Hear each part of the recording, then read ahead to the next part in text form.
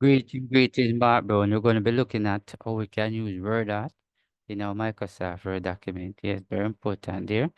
All right, so this is it for the document. So we're going to be seeing how we can actually use Wordart right there. So what I wanted to do, I want to go up to the Insert tab right here. I'm going to click on it. Now, when I click on Insert tab, it brings the window.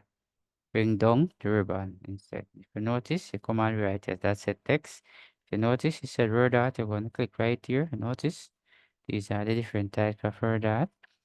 Right, if I come and I click on this one, you notice it show you right here. Add text right here. So I'm going to put how are you? Notice if I come right here, I can actually change it if I want, right? And if I can actually curve it if I really want. If I come right here, I come right down, it says a transform, and I come right here.